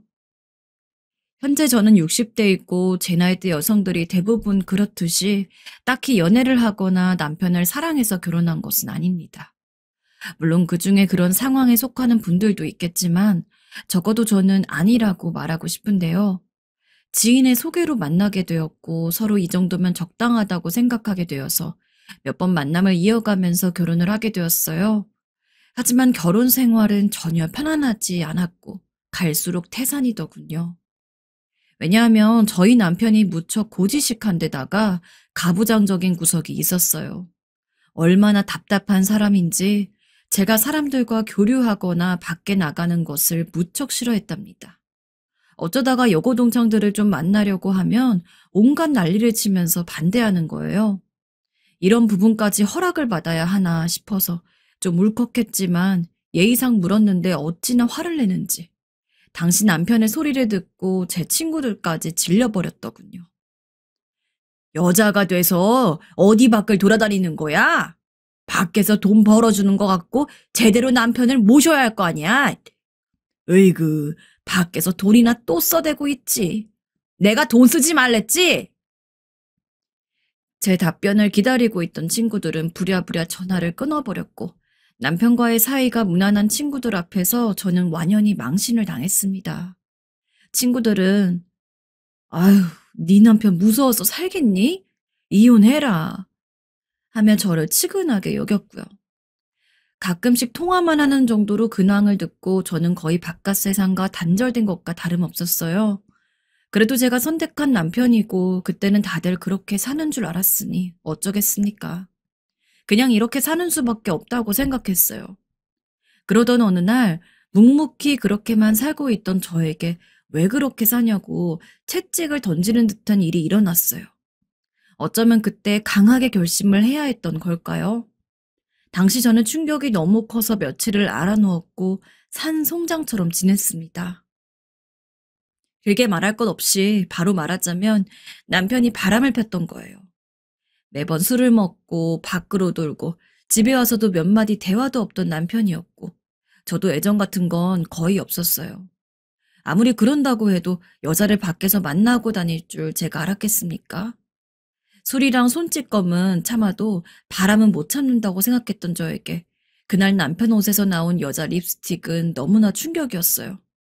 이걸 어찌 보면 제 것이라고 착각할 수도 있겠지만 우리 집에서는 일어날 수 없는 일이에요. 왜냐면 앞에서도 말했지만 저희 남편은 무척이나 가부장적인 사람입니다. 제가 밖에 돌아다니는 것도 싫어하고 입술에 립스틱을 바르거나 조금만 짧아진 옷을 입어도 불같이 화내는 사람이었어요. 그런 남편의 옷주머니에서 새 립스틱도 아닌 누가 쓰고 흔적을 남기듯 아무렇게나 넣어둔 것을 발견했어요. 그러니 이것을 제가 온전히 받아들일 수 있을까요? 저는 참지 못하고 남편을 흔들어 깨웠어요. 당신 이거 뭐야? 누구 거야? 하지만 남편의 대답은 정말 기가 차서 그대로 소리를 악지르고 싶더군요. 아이씨, 알아서 뭐하게. 어디 여자가 남자가 하는 일 꼬치꼬치 캐물어. 알고 싶거든. 네가 조사해. 기가 막혔죠. 남편이 정말 철저하게 저를 짓누르고 무시하고 있다는 것을 온몸 가득 느끼게 되었습니다. 그런데 그 뒤에 벌어진 일은 정말 기가 막히고 암울해서 지금 또 떠올려 봐도 분노에 치가 떨립니다. 술이 덜 깬 상태였던 남편은 옆에 있는 물건들을 저에게 다 집어던지면서 온갖 난리를 치는 것이었어요. 너 때문에 잠 다 깼잖아. 어휴. 누가 보면 바람을 핀 사람이 저인 줄 알 것 같았습니다. 이성의 끈이 완전히 풀려버렸는데 그때 옆에서 들려오는 소리에 저는 어쩔 수 없이 속을 삭혀야 했어요. 엄마, 아빠, 또 싸워? 싸우지 마. 아들이 따라 나와서 이 절망적인 광경을 보고 겁에 질려 하는데 더 이상 이야기를 진전시킬 수가 없었어요. 그 후로 몇 번이나 말을 꺼내보려고 했으나 남편은 틈을 주지 않았고 해외 출장을 간다면서 더 오래도록 집을 비우더군요. 당시 아들은 너무 어렸고 결국 모든 상황이 저만 참으면 되는 쪽으로 몰아가게 되었습니다. 그렇게 저는 나이를 먹어가고 아들은 중학생, 고등학생을 지나 대학을 갔고 취업도 하게 되었어요. 나름 아들 때문에 저의 상처들을 덮고 열심히 살아왔는데 갈수록 아들은 저에게 짜증만 내더군요. 취업할 무렵 저에게 했던 말은 너무나 상처가 되어 잊혀지지가 않습니다. 엄마, 나만 보지 말고 엄마도 좀 인생 살아. 부담스럽다고. 맨날 아빠한테 무시나 당하고. 그게 뭐야? 난 진짜 엄마도 답답하고 한심하다. 어떻게 자식마저 저한테 이런 소리를 할 수 있는 건지, 제가 어디서부터 잘못 살아온 건지 도통 감이 오지 않았어요. 아무래도 엄마와 아들의 사이는 사춘기를 기준으로 해서 조금씩 갈라지는 것은 알겠지만 그래도 이건 너무 심하다고 느껴졌어요. 어쩌면 이렇게 제 아빠랑 똑같은 건지. 머리가 조금씩 크면서 제 말을 무시하고 문을 잠궈버리더군요. 그러면서 하는 소리는 늘 같았어요. 엄마, 밥 줘. 배고프다고.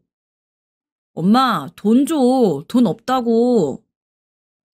이 두 마디 아니면 거의 말을 섞지 않는 아들이었지만 저는 묵묵히 차려주고 분입 때부터 제대 날도 울며 따라다녔고 첫 취업을 할 때에도 너무 기뻤어요.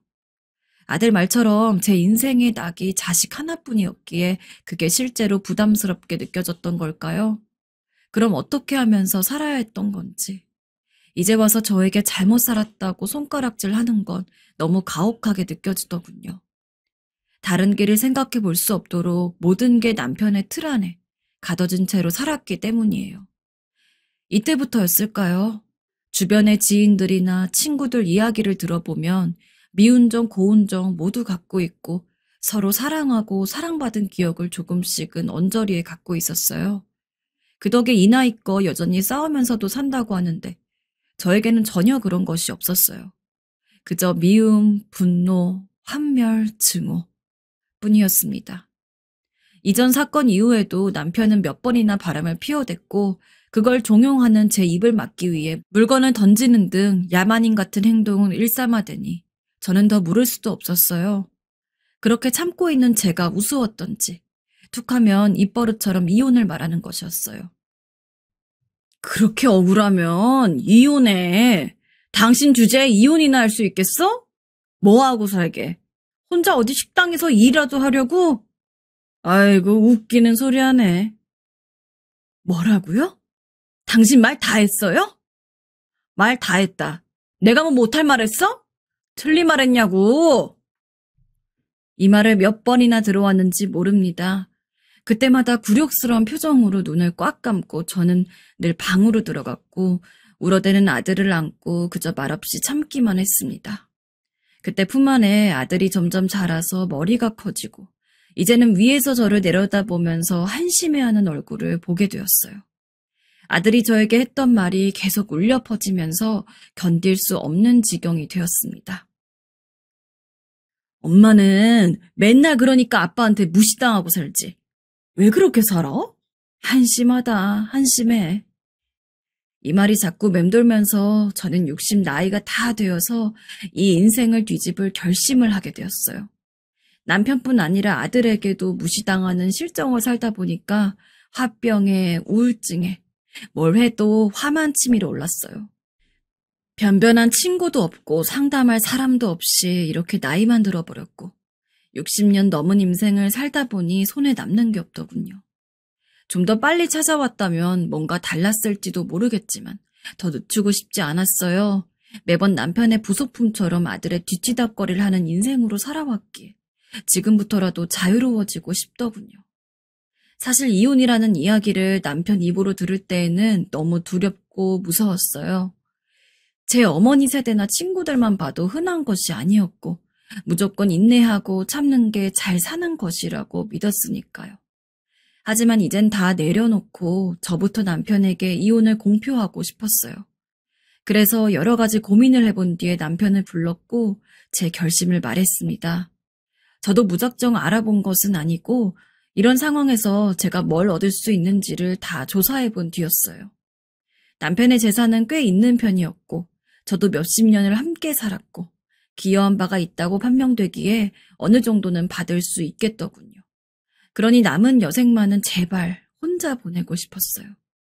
그렇게 어렵사리 털어놓은 말이었으나 남편은 아주 대차게 끊어버렸습니다. 뭐라고? 이 여자가 나이 60 먹어서 무슨 헛소리야. 요망 들었어? 이혼 같은 소리 하네. 이혼 못해줘. 안 해. 저도 그리 쉬울 거라고 생각하지 않았지만 그렇게 이혼 노래를 불러대던 남편이 결단코 안 된다고 난리를 치는 것이 이해가 되지 않더군요. 무슨 말이에요? 그렇게 이혼해달라면서요?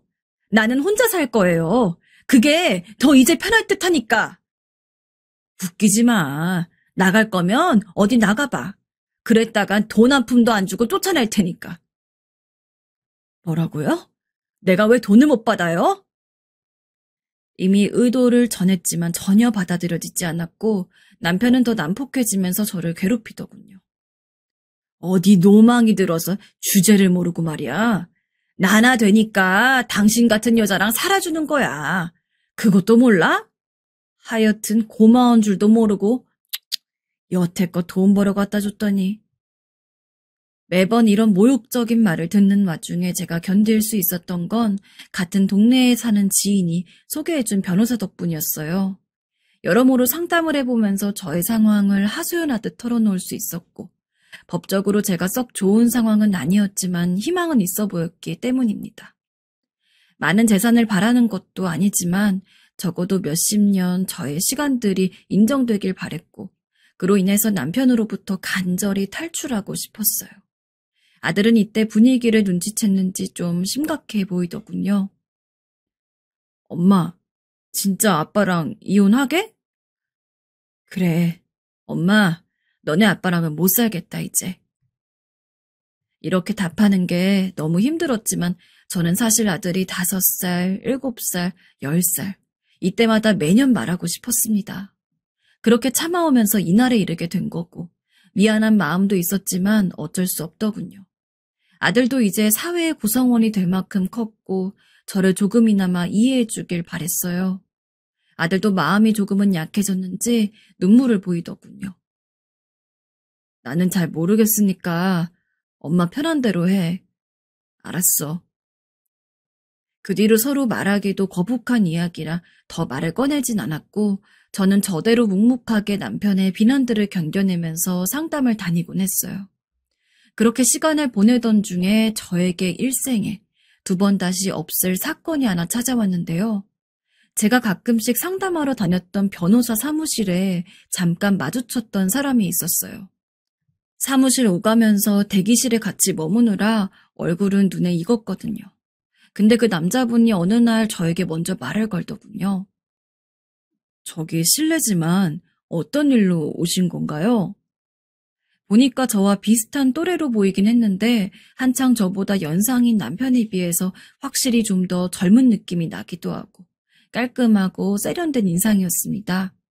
저는 처음에는 사무실 직원인 줄 알고 대답을 이어갔고 말을 나누다 보니 그분도 저희 같은 상담받으러 온 입장이더라고요. 처음에는 별 생각 없이 말을 들었는데 뒤이어 나온 말에 갑자기 가슴이 쿵쾅쿵쾅 뛰더군요.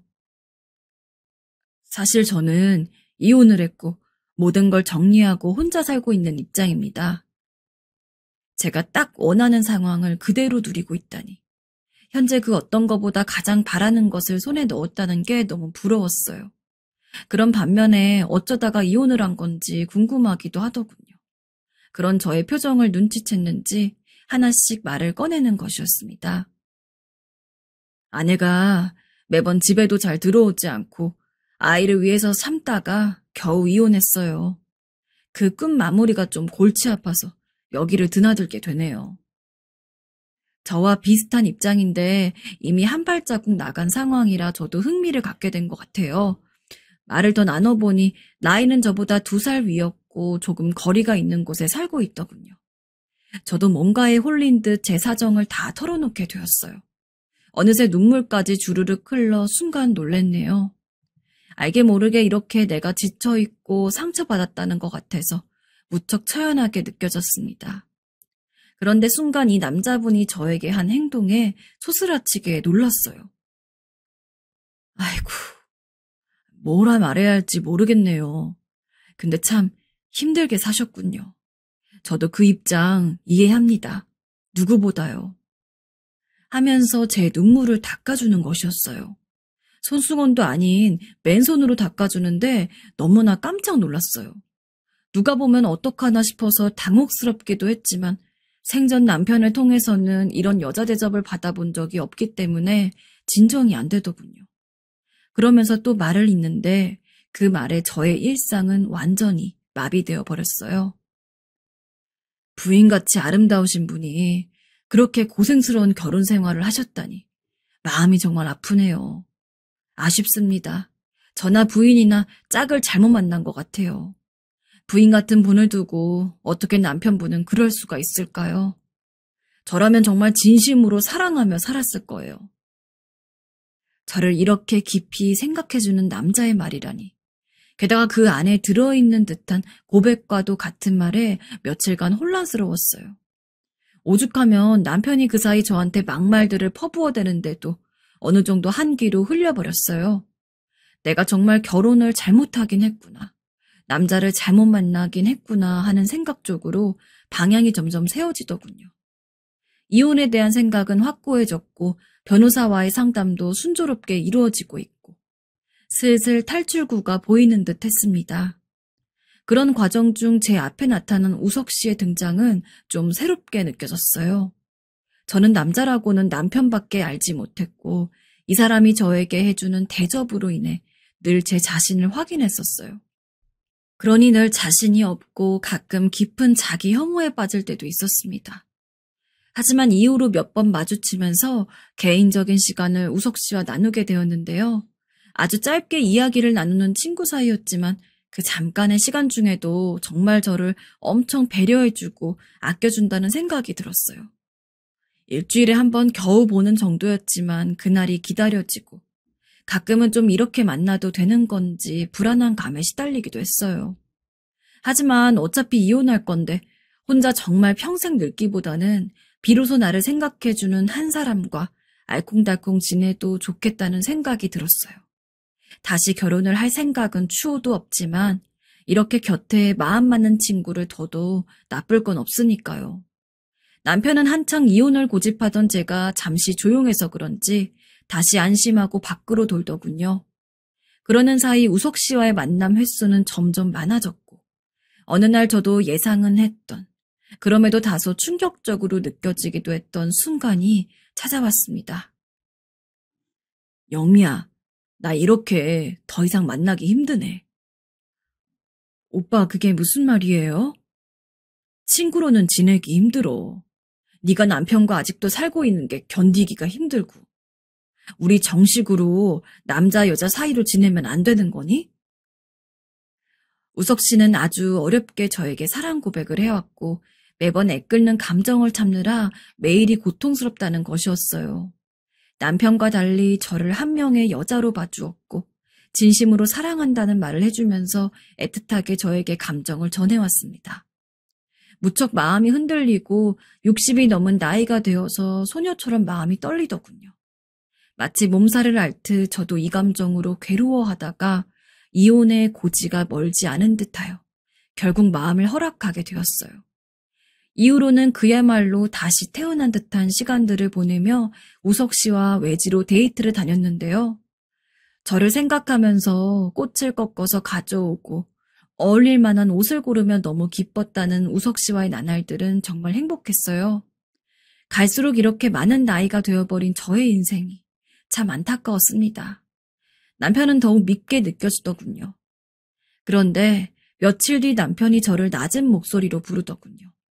꽤 심각한 표정이었고 중요한 이야기를 한다고 하길래 저도 모르게 본능적으로 가슴이 두근거렸어요. 그런 남편이 이어서 말을 했는데 그 말을 듣고 저는 머릿속줄 무언가가 툭 하고 끊어지는 느낌이 들었습니다. 당신 주제에 바람을 피고 있었어? 제가 기대했던 것은 이게 아니라 이혼에 대한 대답인 줄 알았습니다. 장기간 서로 말도 안 하고 거의 별거를 하던 중이었고 전 제 요구만 던져놓은 상태였거든요. 남편이 제 앞에 뭔가를 집어던지는데 집어 올려보니 사진이었습니다. 저와 우석 씨가 가평이나 강릉 등 먼 곳으로 데이트를 다녀왔던 사진이더군요. 대체 이런 사진을 퍼뜨린 게 누군 건지 멍한 사이에 남편은 계속 말을 이었습니다. 이혼해. 해줄게. 하지만 당신은 바람을 폈어. 모든 책임은 당신한테 있는 거야. 저는 보기 민망한 사진들을 주워 올리던 와중에 너무 당황해서 소리를 질렀습니다. 뭐라고요? 당신은요. 당신도 전에 바람 폈잖아요. 당신은 되고 나는 안 되는 거예요? 그러자 남편은 껄껄 웃으면서 답하더군요. 증거 있어? 증거 있냐고. 당신 이혼한다고 요 근래 쫄라대던 게 이 남자 때문이었구만. 다 필요 없고 이런 지저분한 여자는 내가 쫓아내고 싶어. 5천만 원 지금 이체해 줄 테니까 이 길로 당장 나가. 너 이 집에 발도 들이기만 해봐. 그제서야 저는 뭔가 아주 크게 잘못되었다는 것을 깨달았습니다. 내가 가장 바랬던 것을 가장 최악의 타이밍에 최악의 방법으로 받게 된 것이었어요. 아무리 저도 고함을 지르고 난리를 쳐보아도 결혼 생활 중에 바람을 폈으며 증거를 남겼다는 한 줄의 사실을 부인하기 어려웠습니다. 좀 더 인내하며 아무런 일 없이 얌전히 이혼을 기다렸다면 저는 남편의 저 수많은 재산 중 3분의 1이라도 가져갈 수 있었을 거란 생각이 뒤늦게 밀려들었습니다.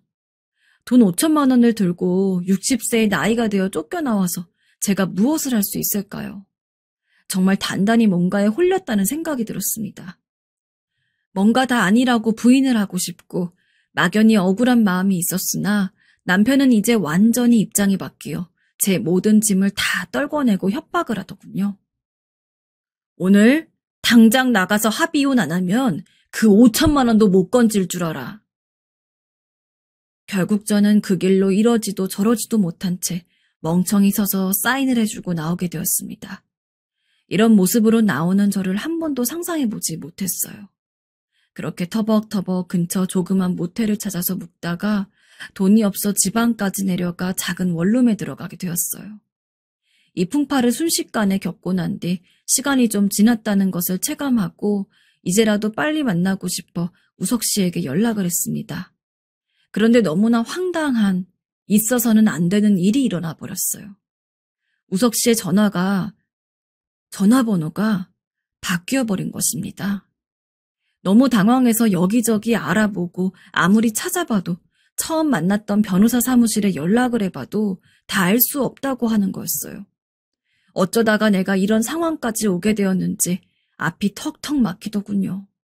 그렇게 며칠이 지나고 한 달이 지나 저는 1년이 다 돼가도록 지방에 있는 원룸에서 혼자 울면서 이를 갈며 살게 되었어요. 할 수 있는 것은 설거지 정도뿐이라 식당에 취직해서 겨우 주방 일을 하면서 제 입에 풀칠을 하고 있었습니다. 아들은 바쁘다고만 하고 연락도 잘 안 되고 정말 인생 무상이라고 느껴지더군요.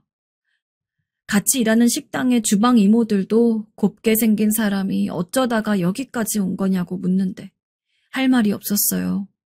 우울증은 날이 갈수록 심각해지고 낮에는 먹고 살기 위해 어쩔 수 없이 식당으로 가서 열심히 바지락 손질을 하고 있었는데요. 무심결에 식당 홀 쪽을 힐끗 본 순간 너무 놀래서 손이 멈춰버렸습니다. 손님 2명이 안에 들어왔는데 둘 중 한 남자가 뭔가 낯이 익더군요. 제가 꿈에도 잊을 수 없었던, 혼자 살게 된 날 하루도 빠지지 않고 원망하다가 그리워하기도 했었던 우석 씨였습니다. 반갑기도 하고 화가 나기도 해서 얼른 고무장갑을 벗어던지고 당장 홀로 뛰쳐나갔습니다.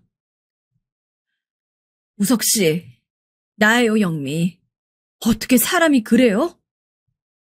이글거리는 눈으로 멱살을 잡은 저를 보고 당황한 우석 씨의 눈을 보니 슬프게도 뭔가 낌새가 좋지 않았어요. 1년 전 나를 그렇게 사랑스럽게 바라보던 눈이 아니었고 당황스럽고 곤란해서 빨리 도망가고 싶어하는 표정이더군요. 어떻게 사람이 한순간에 이렇게 변해버리는 것일까요? 아니, 추잡하게 왜 이래요? 말로 합시다. 기억하던 말투가 아닌 너무나 차갑고 쌀쌀맞은 말투로 대꾸를 하는 우석 씨를 보니 이 사람도 우리 남편에게 호되게 당해서 이렇게 사람이 변한 건가 오만 생각이 다 들더군요. 하지만 이것은 저의 착각이었습니다. 제발 놔달라며 진저리를 치던 우석 씨의 입에서 들었던 내용은 정말 모든 인생을 다 포기하고 싶은 절망적인 말이었어요. 저는 앞으로 어떻게 하면 좋을까요? 이봐요, 영미 씨. 나한테 이러지 말고 당신 아들한테 쫓아가라고요. 나도 억울한 사람이야. 자기 엄마 꼬셔서 바람으로 이혼시켜주면 2천만 원 준다고 했다고. 근데 1,000만 원만 주고 연락을 끊어버리는 게 어딨어. 자기가 나한테 부탁해놓고 외려 나를 상간남으로 고소하겠다고 하는데 아니, 자식을 어째 그리 키웠어? 구구절절 이게 무슨 말인가요? 여기서 왜 우리 아들이 튀어나오고 2천만 원은 무슨 말이며 상간남은 무슨 말인지. 결국 이야기를 정리해보니 제 아들은 제가 이혼 준비를 위해 분주히 움직인다는 것을 제 아빠에게 상담을 했더군요. 골치 아파하던 남편은 아들에게 제안을 했나 봅니다. 네 엄마가 조용히 나간다면 남은 재산 다 너한테 줄 수 있을 것 같다는 식으로 말을 흘렸던 모양이에요. 아들은 그게 탐났나 봅니다. 자기 엄마가 사회생활 경험도 없고 주변에 사람이 없는 걸 알면서 우석 씨처럼 멀쩡하고 보기 좋은 중년의 남자를 데려다가 사주한 것이었어요. 차라리 남편이 한 일이라면 그 인간과 저는 남이니까 납득할 만도 합니다. 그런데 제 배로 낳은 아들이 자기 아빠의 몇십억 재산을 조금이라도 더 갖고 싶어서 엄마를 밀어내고 이런 일을 꾸몄다는 게 믿어지시나요? 이 내용은 얼마 전 아들이 혼자 사는 집에 찾아가서 밤새 비 맞아가며 기다리다가 확인해낸 사실입니다. 저는 인생을 왜 이렇게 살아온 걸까요? 그냥 애가 어릴 때 그때 참지 않고 이혼이라도 해버렸다면 모든 굴욕을 감당하고 키워낸 자식한테 이런 꼴까지 당하지 않았을까요? 지금 제 손에 남은 건 대체 뭐란 말입니까?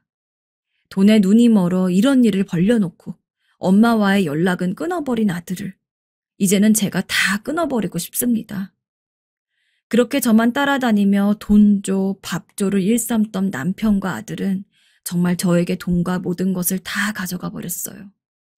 내 이 비참한 인생을 얼마 남지 않은 시간 동안 어떻게 해야 할까요? 지금 이 순간 숨이 붙어 있는 것이 괴로울 정도로 견디기 힘듭니다. 부디 위로의 말씀 한마디씩 부탁드리겠습니다. 지금까지 들어주셔서 감사합니다. 안녕하세요. 사람마다 굴곡은 다 있는 법인데 저는 비교적 잘 극복하며 살았던 것 같습니다. 그런데 살면 살수록 고된 인생 안에는 늘 깜짝스런 상황이 숨어 있더군요. 그렇게 어느덧 60대가 되어버린 저의 이야기를 들어주실 수 있을까요? 저희 집은 70년대 여러모로 어려운 시기에 시골로 내려오게 되었고 아버지가 많이 몸이 편찮으신 관계로 저희 남매들은 다들 가난하게 살았어요. 그 와중에도 5명이 되는 남매를 낳고 돌아가신 어머니로 인해 큰언니와 오빠들, 위에 언니까지 다들 바쁘고 여유 없이 살아왔는데요. 하지만 당시에는 그렇게들 사는 집들이 저희만 있는 것은 아니었고 아주 드물게 여유 있는 집들이 있었어요. 그 중에 한 사례가 바로 이 이야기의 주인공이기도 한 제 친구인데요. 친구 미자는 상냥하고 얼굴도 예쁘고 키도 크고 날씬하고 그 당시에 누가 봐도 길에서 눈에 띌 만큼 아주 미인인 친구였어요. 당시 저희 집은 저를 중학교까지 보내줄 형편이 안 되었지만 저는 무척 다니고 싶었는데요. 결국 큰오빠와 언니들이 그럼 어찌됐건 중학교까지만이라도 졸업하라며 다니게 해주었어요. 여러모로 녹록지 않았던 학교 생활에 짝꿍이 된 미자는 저에게 참으로 많은 의미를 선사해 주었어요. 당시 저희 집은 그야말로 전쟁터를 방불케 하는 아침 식사를 했어요. 아파서 누워 계신 아버지 몫으로 죽이랑 김치 조금을 떠드리고 나머지 저희 5남매는 큰언니와 큰오빠부터 해서 막내인 저까지 갈수록 줄어드는 양의 밥 공기를 받게 되었어요. 저는 당시에 늘 배가 고팠던 것 같아요. 기싸움에 밀려 늘 간장 종지만한 밥만 조금 먹고 물로 배를 채우면서 학교에 왔었으니까요. 그때 다녔던 학교는 묘하게 형편 차이가 큰 애들이 많아서 비교가 되었던 것 같아요. 그래서 저는 더더욱 가난에 대한 답답함, 분노 등이 조금씩 일어났던 것 같습니다. 그러던 와중에 제 짝꿍이 되었던 미자는 그 시기에 애들치고 얼굴빛도 무척 좋았고 맛있는 걸 많이 먹는지 체격도 나쁘지 않고 치아도 깨끗하고 참 인성이 좋았어요. 누구나 이 친구와 친하게 지내고 싶어 했고 저도 내심 비슷한 마음을 갖고 있었지만 자신이 없었어요. 그러던 어느 날 제 팍팍한 일상이 완전히 바뀌는 일이 일어났습니다. 영순아, 니는 우리 반에서 누가 제일 좋노? 짝꿍이 된 지 며칠 안 되었을 때 미자가 저한테 먼저 말을 건 것이었어요. 게다가 이런 질문이라서 깜짝 놀랐습니다. 그래서 아무런 말을 못하고 멍하니 보고 있는데 미자가 아주 뜻밖의 대답을 하더군요. 나는 네가 좋다. 니랑 원래부터 짝꿍이 되고 싶었다. 진짜? 진짜로? 이 말을 하고 난 뒤부터 미자는 매번 제 손을 잡아 끌고 운동장에 가서 놀자고도 하고 함께 교정을 걷고 선생님 심부름을 다니는 등 어느새 단짝처럼 다니게 되었어요. 저렇게 예쁜 아이가 내가 뭐가 마음에 들어서 친해지고 싶어 했을까 싶어 신기하기도 했습니다. 가끔씩 의구심이 들었던 차에 이런 부분을 완전히 깨트려주는 일이 생겼는데요. 당시 저희 담임 선생님은 아이들을 편애하기로 유명했고, 저도 그런 흐름을 종종 느끼고 있던 터라 빨리 한 학년이 끝나길 바랬어요.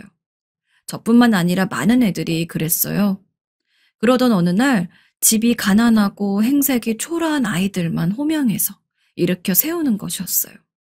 그 중에는 저도 있었습니다. 이것들은 수업료도 제대로 내지 않고 매번 내 속을 썩인단 말이야. 너희들은 이것들처럼 살지 않기 위해선 공부를 열심히 해야 돼. 한마디 한마디 얼마나 가슴을 들이파는지 듣고 있기가 괴로웠고 또래 친구들 앞에서 정말 죽고 싶을 만큼 수치스럽더군요. 니네 같은 것들은 공장이나 나가서 돈이나 벌 것이지. 주제도 모르고 이렇게 학교에 와서 폐를 끼치는 거냐? 하여튼 너 같은 애들 때문에 물이 다 흐려진다. 정말 더 듣고 있기 힘들 정도로 다리가 떨리는데 갑자기 드르륵 소리가 나더군요. 찔끔찔끔 눈물을 흘리느라 무슨 상황인지 몰랐는데 옆눈으로 흘끔 보니 미자가 자리에서 일어난 것이었어요. 선생님은 황당하셨는지 바로 말하셨어요. 전미자, 너는 왜 일어난 거냐? 앉아라. 선생님. 그 뒤를 이은 미자의 말에 저는 결국 참던 눈물이 속으로 터졌습니다. 이런 분위기 너무 불편합니다. 애들도 다 울고 이게 뭡니까? 빨리 수업하시라 해. 당시 감히 이런 말을 선생님 앞에 늘어놓을 수 있는 애들은 아니 같은 학년 선생님도 없었을 거예요. 알기론 미자의 집이 엄청 부자이고 학교에 기부도 많이 한다고 들었습니다. 그래서 그랬는지 늘상 선생님은 미자를 예뻐했고 조심스러워하는 게 보였어요.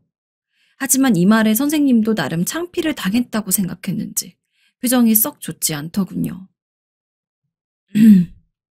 하고 얼굴이 한동안 구겨졌지만 아무래도 거부할 수 없는 뭔가가 있던 건지 다시 씩 웃는 게 아니겠어요? 그래, 미자 많이 맞다. 선생님이 미안하다. 다들 앉아라. 다들 앉으면서 한숨을 푹 내쉬었고 저마다 미자를 한 번씩 쳐다보더군요. 저도 슬쩍 쳐다보다가 눈이 마주쳤는데 갑자기 손을 내밀어 제 손을 꽉 잡는 것이었어요.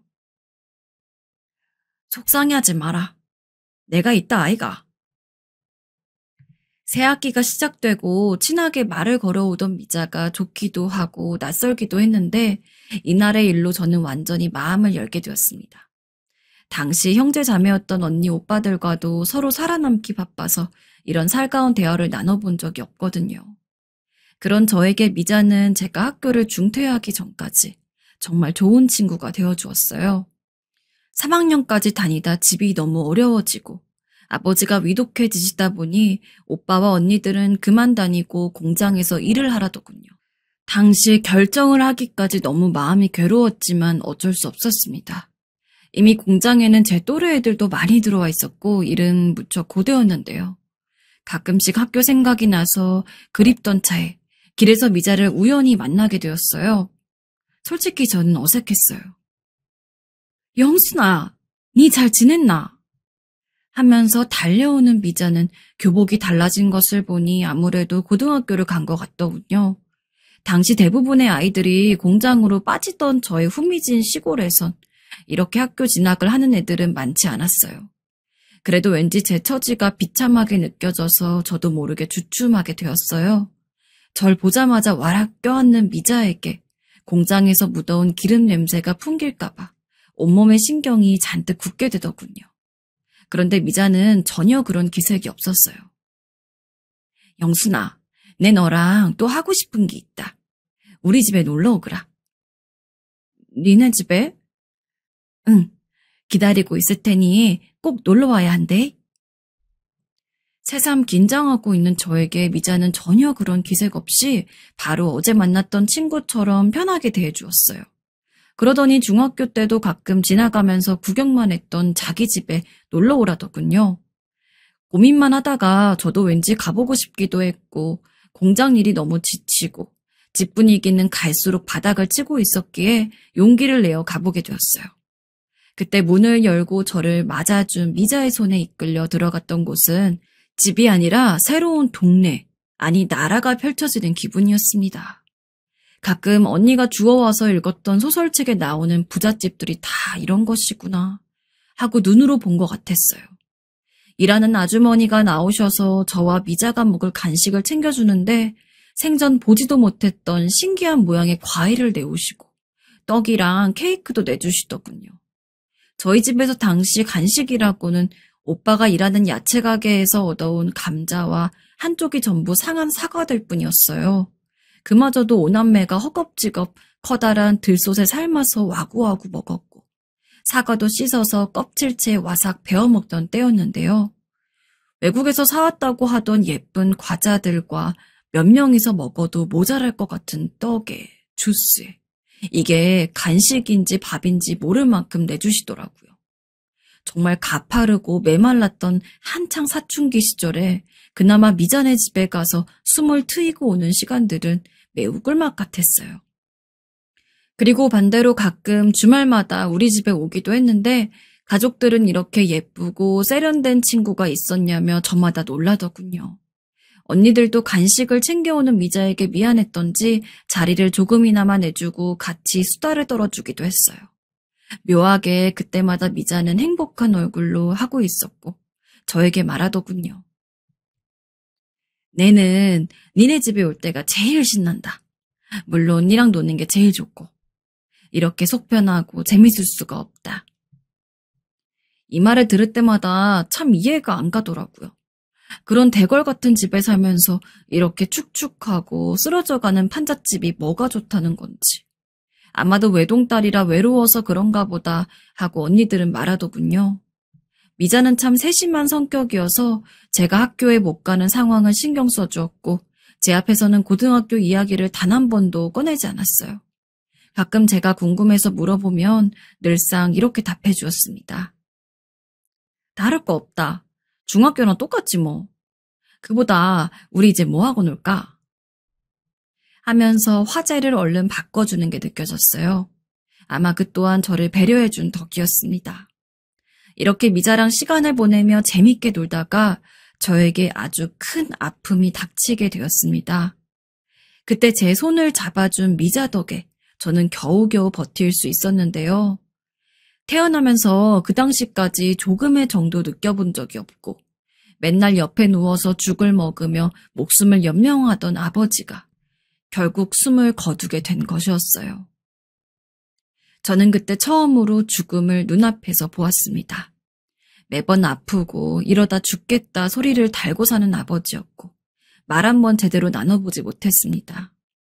이 집을 벗어나기 위해서 뭐든 해야 했으니까요. 하지만 그런 아버지라도 늘 곁에 어른이 있다는 것이 안심이 되었고 우리 남매는 엄마도 없이 아픈 아버지의 그늘이라도 빌려 어찌어찌 살아왔나 봅니다. 아침에 일어나 보니 움직이지도 않는 아버지를 제가 먼저 발견했고 그 말을 언니 오빠들에게 전하면서 토할 것 같은 감정이 밀려와 그만 마당으로 뛰쳐나가 몇 번이나 구역질을 했습니다. 마침 그날 오후 간식을 들고 찾아왔던 미자는 모든 상황을 알게 되었어요. 이러지도 저러지도 못하고 이웃집 어른들이 바쁘게 오가고 있는 걸 보며 우리는 장례 생각도 하지 못하고 있었어요. 하지만 미자가 같이 손을 걷어붙이고 나타나서 아버지의 장례를 치르는 절차가 잘 진행될 수 있도록 도와주었어요. 하루 벌어 겨우 연명하고 있는 우리에게 이런 건 무척 사치로 느껴졌지만 그때 미자가 한 말이 너무 강하게 와닿아서 다들 크게 마음을 먹었습니다. 내는 우리 아빠가 돌아가셨을 때 너무 어려서 이런 것도 못 봤다. 네 나중에 후회할 기라. 아버지를 그렇게 사랑하지도 그렇다고 미워한 것도 아니었지만 왠지 미자의 말은 힘이 있었고 정말 그럴 것만 같았습니다. 그렇게 근처 어른들의 도움을 받고 장례 내내 제 곁에 있어주면서 치레를 다 해주었던 미자 덕분에 아버지를 잘 보내드릴 수 있었어요. 심지어 제대로 울지도 못하는 저에게 미자는 울어도 된다며 몇 번이나 구석으로 저를 가서 달래주고 안아주었습니다. 울 때 못 울면 나중에 그게 병이 되더라. 울어라. 울고 나면 조금이라도 괜찮아질 거다. 그렇게 엉엉 울며 속을 달랬고 겨우 마음을 추스르고 얼마 후에 다시 저의 일터로 돌아가게 되었습니다. 그렇게 시간이 얼마 지나고 잠깐 시간이 날 때마다 미자와 동네 물길을 따라서 걷곤 했는데요. 나름 저와 깊은 이야기들을 주고받게 된 미자는 저에게 생각지도 못했던 말을 꺼내놓았습니다. 당시 얼마나 충격이 컸던지 제대로 눈을 마주 볼 수가 없어서 연신 미자 뒤에 있던 소나무만 쳐다보았던 게 아직도 생각이 납니다. 영순아, 내는 네가 부럽다. 그래도 너 그 친아빠랑 계속 살아왔고 언니 오빠들도 있지 않나. 얼핏 저의 아버지 장례 때 느끼기로 미자가 지금 함께 사는 아버지가 새아버지라는 것은 눈치를 챘었어요. 그거야 그럴 수 있다고 생각했는데요. 뒤이은 이야기를 듣고 너무나 감당이 안 되어 뭐라고 말하면 좋을지 몰랐습니다. 지금 우리 아빠, 아니 그 남자, 아빠도 아니다. 내는 그 아저씨가 너무 무섭다. 니라면 어떻게 할 것 같노? 어? 너네 아버지가? 그게 무슨 말이야? 어떻게 어디서부터 말해야 할지 모르겠다. 제가 느꼈던 미자의 새아버지는 무척 온화한 분이셨고 제가 놀러 갔을 때마다 방을 들여다보며 인사를 해주던 분이었어요. 뭐가 무섭다는 건지 이해가 잘 가지 않았는데 한참이나 말을 고르다 꺼낸 미자의 말은 너무나 충격적이었습니다. 같이 산 지 몇 년 되지 않았는데 그렇게 미자를 정신적으로, 육체적으로 괴롭힌다는 것이었습니다. 그것도 미자의 엄마가 알지 못하도록 위협을 해대는 바람에 어디에도 말을 못하다가 겨우 저에게 말을 해보는 거라고 하는데 무척 혼란스러웠습니다. 하지만 듣는 것 외에 제가 어떻게 해줄 수 있는 것도 없었고 말하다 멈추고 몇 번이나 울음을 삼키는 미자의 표정을 보며 한두 번 겪은 일이 아니며 무척 괴로운 상태라는 것만 알 수 있었어요. 그저 그렇게 달래주기만 했고 괴로워 우는 미자가 너무 안쓰러워 저 역시 안고 달래주었는데요. 딱히 어디에 말하지 말라고 한 것도 아니었지만 저 자신부터가 너무 납득이 가지 않아 아무데도 말할 수가 없었고 그런 상황에 있는 미자가 가엾어 무척 괴로웠어요. 저 역시 미자에게 굳이 화제를 꺼내진 않았고 먼저 말하기까지는 언급하지 않았습니다. 이후에도 변함없이 우리 집에 놀러왔고 마음을 저에게 털어낸 미자는 한결 가벼워 보였습니다. 당시 미자는 다른 공부를 준비하겠다고 슬슬 진로 이야기를 했고 저도 공장을 떠나 다른 곳으로 갈 생각이라 새로운 시작을 꿈꾸고 있었어요. 자주 들리던 미자도 조금씩 뜸하게 됐고 저도 도시로 나가려고 많은 것을 알아보며 서로 조금 바빠졌는데요. 얼마간 연락을 못하고 저는 저대로 오빠들을 따라다니며 일을 찾아다니던 중 왠지 모르게 동네에 뭔가 소문이 도는 듯했어요. 이상하게 요 근래 말 많은 아줌마들이 자꾸 무리지어 말을 하는데 분위기가 썩 좋지 않더라고요. 수군대는 아주머니들 목소리에 무슨 일인가 가까이 가봤는데 가까이서 들려온 소리를 선명하게 듣고 저는 완전 주저앉아 버렸어요. 그리고 다시 겨우 일어나 아주머니들을 붙잡고 흔들며 다시 되물었습니다. 아유, 진짜라니까 왜 이래? 이거 놓으라고. 미자 죽은 거 맞대잖아. 그 집 일하는 아줌마한테 들은 거야. 엄마 얼굴을 못 본 것뿐인데 미자가 그 사이에 어디에 간 것도 아니고 죽었다니요. 도저히 제 눈으로 확인하기 전에 믿을 수가 없어 그 길로 달려갔어요. 그런데 문은 굳게 닫혀 있었고 워낙 안쪽이 깊어서 잘 보이지는 않지만 묘하게 사람 기척도 없어 어둡게 느껴지더군요. 예전과 다르게 더 차갑고 쎄하게 느껴지는 것이 내가 아는 사람이 머무르는 것과 아닌 것의 차이가 이렇게 큰 것인가 싶은 차가움도 체감하게 되었어요. 연락할 수 있는 방법도 없었고 매번 제가 미자에게 가거나 미자가 우리에게 오는 식으로 만나왔는데 하다못해 그 성대한 집에서 장례라도 치렀다면 찾아갔을 것입니다.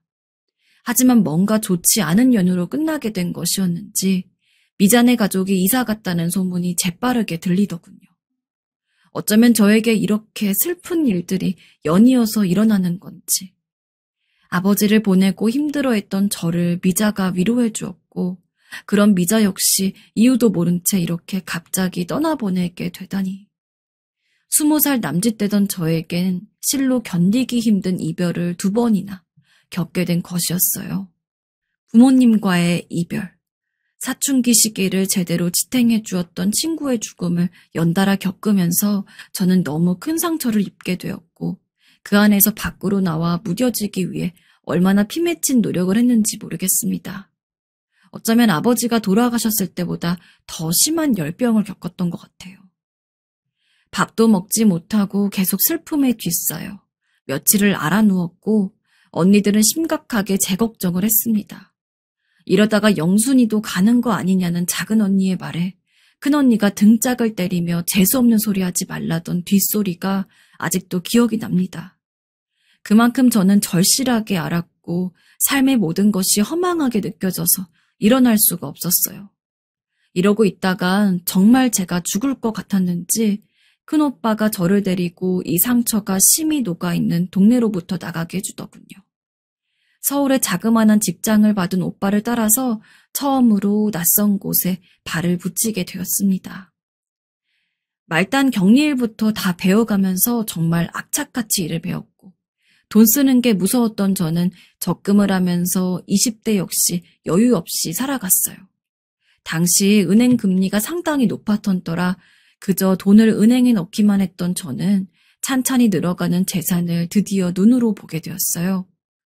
작은 집을 샀다가 세를 주며 늘려가면서 겨우 저 혼자만의 생활에도 여유가 생기게 되었는데 그렇게 저는 20대 후반에 소개를 받아 결혼을 하게 되었어요.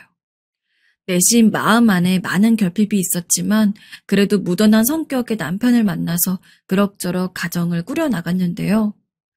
이쯤에 서울로 언니들과 오빠들도 다 올라와서 조금씩 정착을 하게 되었고 저도 그 사이 아이를 낳아 엄마 역할을 잘해주고 싶어 정말 열심히 살았던 것 같아요.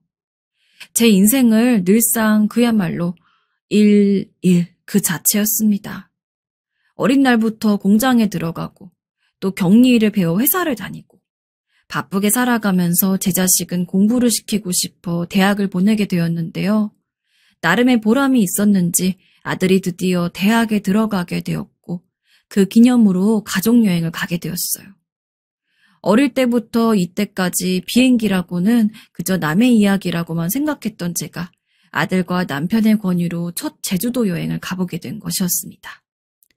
설레는 마음을 안고 제주도 땅을 밟게 되었고 남편과 아들이 짜온 스케줄대로 함께 돌아다니면서 맛있는 것도 먹어보고 이 나이가 되어서 누려보는 여유란 참 신선하게 느껴지더군요. 60대가 되어서야 이런 시간들을 보내는 게 참 안타깝지만 나름 그간 직장 생활을 꾸준히 했고 이제서 은퇴를 하게 되었으니 시원섭섭하기도 했습니다. 그런 복잡한 기분을 안고 돌아다니고 있는데 저는 이때 제주도 여행에서 온몸을 뒤흔드는 경험을 하게 되었어요. 아들과 남편이 걱정할 정도로 어열한 상황이었고 저도 몇 시간은 어안이 벙벙했는데요. 전날 더부룩하게 먹은 게 좀 불편해서 점심은 회를 먹자고 시장으로 나가봤어요. 그렇게 남편이랑 싱싱한 횟감을 구경하던 중 한 가게에 멈춰서서 살펴보게 되었는데요. 그 지역 아주머니들 사투리가 유난히 귀에 익어서 자꾸 눈길이 가더라고요. 계속 들리는 말에 묘하게 신경이 쓰이던 중 횟감을 고르며 얼마냐고 말을 걸게 되었어요. 아, 그게 말입니까? 이리 와보이소. 수족관에 있는 물고기를 봐주려는 아줌마의 대답이 뭔가 정겹게 느껴지고 고향 생각이 나더군요. 그래서 저도 모르게 같은 어투로 대답을 했습니다. 그랬더니 아줌마가 반가웠는지 저를 보고 씩 웃더니 고향이 어디냐고 묻는 것이었어요. 혹시 몰라 저도 동창인가 싶어 반갑게 대답을 했는데 이상하게 아줌마가 큰 눈으로 제 얼굴을 구석구석 살피더군요.